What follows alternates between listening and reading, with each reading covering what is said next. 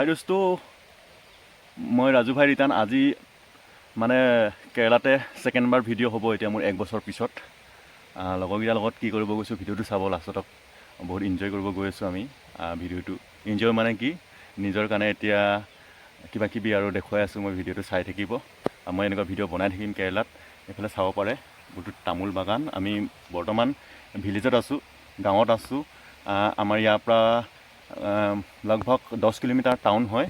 ইয়াৰ পৰা আমাৰ তাত ষ্টেচন আছে, ৰেলৱে ষ্টেচন, বাছ ষ্টপ মানে নজদিকত ওচৰতে আছে আমাৰ, কিন্তু মেইন টাউনটো আছে 10 কিলোমিটাৰমান। চাই থাকিব, আমি এনেকুৱা গাঁৱত ভিলেজত আছোঁ, কি কৰিব গৈ আছোঁ লগৰকেইটাৰ লগত, চাই থাকিব।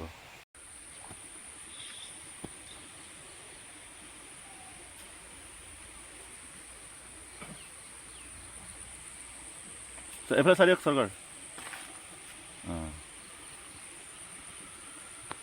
কেৰেলা কিবা ক'ব নেকি? সকলোকে স্বাগতম জনাইছোঁ আমাৰ ভিডিঅ'লৈ, নতুন ভিডিঅ'। এইটো এটা আমি খুব ভাল ভিডিঅ' এটা বনাইছোঁ। ভাল ভিডিঅ' মানে কি, আমি কেৰেলাত থাকিও যাতে আমাৰ সামাজিক যিখিনি খাদ্য, বিশেষকৈ কচুতলি, ডাল কচু অসমীয়া ভাষাত ক'বলৈ গ'লে, সেয়াও খাই আছোঁ। গতিকে সেয়াই আৰু ভাল লাগে। ধন্যবাদ তেনেকৈ আছে। Thank U. ৰাজু ভাই ৰিটাৰ্ণ মোৰ ভিডিঅ' বনাই থাকোঁ মই কেৰেলাত। চাব পাৰে, নিজৰ গাঁৱৰ নিচিনা, অসমৰ নিচিনা লাগে ইয়াত। বৰ ধুনীয়া মানে, এইটো মুকলি পথাৰ, গোটেই পাহাৰ এৰিয়া, এইখিনি গোটেই মুকলি জেগা আৰু মানে।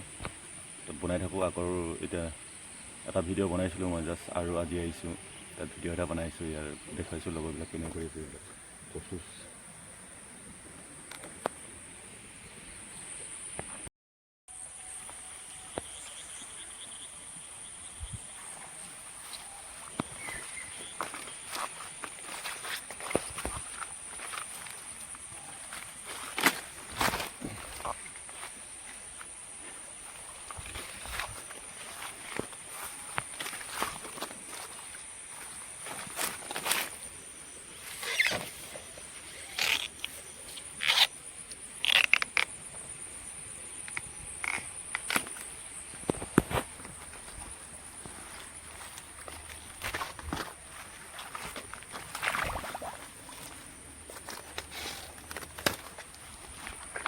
Komulia.